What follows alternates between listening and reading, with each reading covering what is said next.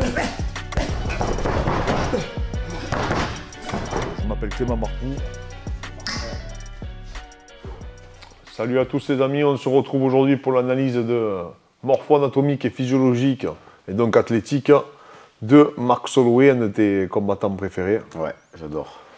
Donc moi c'est Clément Marcoux, on se représente pour ceux qui ne nous connaissent pas. Je suis titulaire d'un DES d'une maîtrise que j'ai passé à l'INSEP, donc en performance sportive de haut niveau. J'ai fait des combats dans toutes les disciplines, boxe anglaise, kickboxing, MMA, jiu-jitsu brésilien, etc. Et Fred, lui, à la base, était ingénieur en génie civil. Il a commencé le jiu-jitsu brésilien à l'âge de 15 ans. Et il a 5 combats MMA et 5 victoires. Voilà les amis. Et on est propriétaire du FMC Performance Center, c'est là où on vous présente aujourd'hui cette analyse.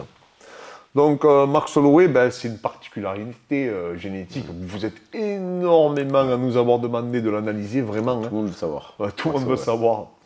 Bon, alors on va commencer déjà à parler de sa charge d'entraînement. Hein. Est-ce que tu peux en dire plus alors? Donc Max Holloway, c'est un combattant qui s'entraîne énormément. Donc il faut savoir qu'il commence le matin par 2 heures de lutte ou lutte MMA. Donc après les intensités, on ne sait pas vraiment.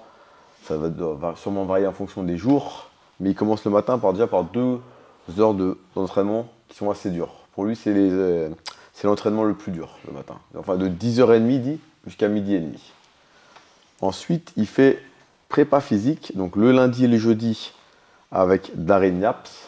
Donc il décrit comme assez classique, une prépa classique. Squat, soulevé de terre, traction, qui est assez courante dans le monde. Ouais, il fait des mouvements de base. Et il enchaîne un peu comme des circuits. C'est pas du crossfit, mais il enchaîne sur des circuits qui représentent un peu le temps du combat. Le mardi et le vendredi, c'est de la mobility. Donc c'est vraiment plus de la récup active, vraiment light. Ça, on ne peut pas vraiment le compter comme une séance d'entraînement. Et le soir, il enchaîne avec 2 heures de ce qu'il appelle de game plan. Donc c'est lui seul avec son coach ou avec un sparring en plus, juste pour réajuster la technique, du travail aux pattes, du travail plaisir. C'est des cours particuliers en fait, hein. C'est des cours privés le soir qui sont réservés que pour lui. Et après, donc il les fait 2 heures avant le cours collectif de JB dans son club Gracie Tactics à Honolulu, enfin en tout cas à Hawaï. Et donc après, il enchaîne 2 fois midi avec le cours de JB, le cours collectif où il tourne avec donc, les élèves du club pour se faire plaisir, pour garder du flow. Et vraiment, ça, c'est plus pour le côté ludique. Ludique, voilà, pour garder du plaisir. Non, donc, ce qui est impressionnant, c'est qu'il s'entraîne entre à peu près 5 et 7 à 8 heures par jour. Hein. Ouais, c'est ce qu'il dit, exactement. Il a la charge d'un marathonien, et du coup, ça nous amène à son physique, où il a toutes les caractéristiques d'un marathonien. Mais un marathonien qui fait du MMA. Voilà. Un peu comme un Diaz. Un peu comme Diaz, les frères Diaz. Il a un énorme volume. La légende dit que son VO2 max serait de 90. Il faut savoir que je crois que le record du monde de mémoire, excusez-moi si je me trompe, il est de 97,5. Et lui, il serait à 90. Donc, ce qui est incroyable pour quelqu'un qui court quasiment jamais. Il fait très peu de VMA, etc. Donc, en fait, voilà, il est... génétiquement, tu disais que dans une interview, il disait qu'il s'était rendu compte qu'il avait beaucoup de débit. En fait, dans l'interview avec Joe Rogan, il s'est rendu compte que très tôt, il n'avait pas un énorme punch, mais par contre, il avait un débit limité et qui fatiguait jamais. Un peu à la Tony Ferguson, le frère Diaz, qui d'ailleurs, ils ont les mêmes profils. Oui, ils ont exactement le même profil. Et donc, il a dit dans l'interview qu'il a adapté sa stratégie de combat justement à sa génétique et à ses prédispositions. Alors, ses prédispositions, elles sont simples. Hein. Bon, on le voit. Déjà, il a, que ce soit la cage thoracique ou les clavicules. D'ailleurs, il y a un débat sur son allonge, hein, parce qu'il fait 1m81. Nous, on a trouvé 185 cm, mais on a aussi trouvé 175 cm.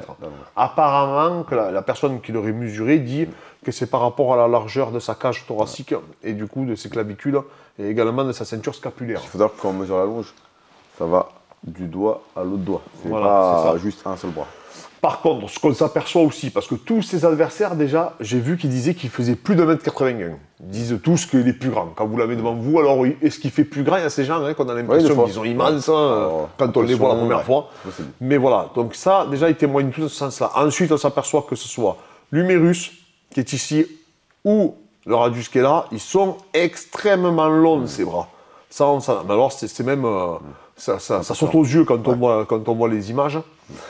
Ensuite, musculairement parlant, en toute sincérité, effectivement, c'est comme les Ned Diaz, Nick Diaz, les etc. Ferguson. C'est pas du tout impressionnant. Encore que Ferguson est vachement dense, vachement sec. Lui, en plus, il est même pas sec. Alors apparemment, qu'il mange plus ou moins ce qu'il veut, de ce que j'ai vu. Il mange énormément de calories, énormément de riz, etc. Ça pourrait justifier aussi le fait. Bon, il est très lourd, hein. Ça aussi, Dana White l'avait attaqué d'ailleurs sur ce sujet-là. Il cut énormément. Il cut énormément. J'ai vu même passer des 90 kilos, sachant qu'il combat 66. Et apparemment qu'il ferait peut-être, il serait pas loin des 90 kilos hors combat, ce qui est énorme. En cas à 66 kilos, c'est un des plus lourds 66 kilos qu'on a jamais vu, quoi. Donc ensuite, ce qu'on s'aperçoit, c'est que, pareil, on nous demande comment il fait pour encaisser. Effectivement, que lui, c'est l'inverse de ce qu'on a pu voir avec un Canelo ou un Kamaru Usman. On s'aperçoit que les muscles d'un corps qui vont stabiliser le cou, d'accord, et les cervicales, comme je disais, donc le sternocleidomastoïdien qui est ici, d'accord, qu'on voit, on le voit, c'est celui qu'on voit le plus, ou le splénus, bon là on ne le voit pas, ou l'ingissimus, ou même le trapèze supérieur sont vraiment extrêmement fins. On dirait même qu'il en est dépourvu. Mais en fait, on s'aperçoit qu'il n'y a pas que ça qui fait que vous allez connecter ou pas. Il y a d'autres explications physiologiques, et je pense que lui, effectivement, peut-être un instant d'un Chavez, qui avait apparemment une boîte canine 2 fois supérieure à la normale, l'être humain normal, il faudrait faire des examens poussés pour comprendre qu'est-ce que c'est cette capacité qu'il a pour encaisser les coups, comme lui les encaisse du coup. Et en fait aussi, on s'aperçoit qu'il voit quasiment tous les coups arriver également. Il a un très pourquoi bon parce qu'il a un gros débit, il avance. Le fait d'absorber peut-être le coup un peu avant. Il absorbe le coup, il est grand aussi, donc tu le touches. Là, il fait un retrait de buste, beaucoup en fin de course, quand tu le touches. On s'aperçoit que quand les adversaires avancent, ils reculent également, même s'il remet un débit. De mettre de la force en frappant, en reculant. Voilà. Alors après, il a des segments très longs, d'accord. J'avais vu aussi une anecdote, mais je pense que ça peut expliquer. Il avait des très grands pieds, d'accord. Aussi. Également, ça aussi. Bon, j'ai pas trouvé la pointure, mais parce qu'en fait, il a une particularité. Je sais pas si tu as vu le combo qu'il fait tout le temps. Il envoie gauche, bras arrière.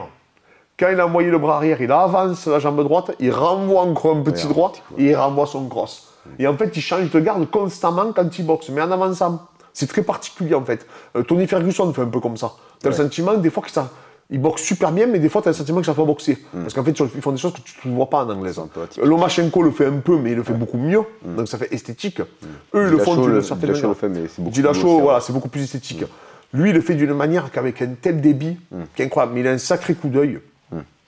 Et je vous dis, vraiment, au niveau, bon, on le voit, on pourrait croire même que c'est quelqu'un qui ne fait pas de préparation physique. À proprement parler, je parle de préparation physique musculaire. Donc c'est pour ça, c'est un ectomorphe. C'est quelqu'un de génie. Il dit qu'il a toujours été endurant pour tous les sports qu'il a pratiqués. Donc ça se ressent en fait aussi dans sa façon de combattre. Pareil, lui, comme Kamaru et Canelo, il a vraiment, d'ailleurs c'est ce qui réussit en général dans le sport de haut niveau, il a lié ses qualités physiques en fait avec son schéma technico-tactique. Voilà, il a réussi à lier en fait son physique et ses qualités physiques avec sa tactique et sa stratégie de combat. Max Holloway, c'est pas pris pour un Connor, c'est-à-dire à boxer sur 1 ou 2 coups maximum. C'est pas pris pour un Tyson. Il a compris très tôt que son débit était un point fort. Par contre, ça demande un menton. Et c'est là où il disait qu'il a de la chance, même lui il l'a dit dans le podcast de Joe Rogan, c'est qu'il avait un don de Dieu avec ce menton, parce qu'il ne l'a pas choisi d'avoir un menton. Et son jeu, grâce à ce menton, il peut faire ce jeu-là. Produire ce jeu-là. Et ça, il y a une part un peu aussi de... C'est le hasard, totalement. Ah non, ça c'est clair, c'est le hasard. On ne s'entraîne pas à prendre des coups. D'accord, on va vous faire d'ailleurs un cours sur le cerveau, sur le corps calleux, etc., le corps cérébral. Il faut vraiment comprendre que c'est pas parce que vous déconnectez pas, que c'est pas parce que vous tombez pas, que ça va pas amener des traumatismes. D'accord, sachez-le. C'est beaucoup plus complexe que ça, sachant que même si vous passez des IRM, etc., ça en y reviendra, vous n'allez pas voir les séquelles que vous allez avoir à court, moyen et long terme. D'ailleurs, c'est pas possible. Max Holloway ne fait pratiquement plus de sparring. C'est-à-dire ça je l'avais vu. De sparring lourd. Ouais, il fait plus de sparring dur, Max Holloway, mais plus ça de fait mise très de longtemps. gants que... Non, c'est depuis le combat contre... pas contre Qatar, je crois celui d'avant, déjà contre Volkanovski. Et déjà avec celui contre Qatar, il faisait plus de sparring lourd. Fini de prendre des gros coups. Il a dit que maintenant, en fait, il prend plus de plaisir. Et en plus, maintenant, il il sait comment, il connaît son corps, il connaît comment gérer un combat. Du coup, maintenant, il garde vraiment l'intensité max le jour du combat. Voilà, alors ça c'est courant, par exemple en powerlifting, où les gens ne font jamais leur max à la salle, ils font toujours leur max le jour de la compétition.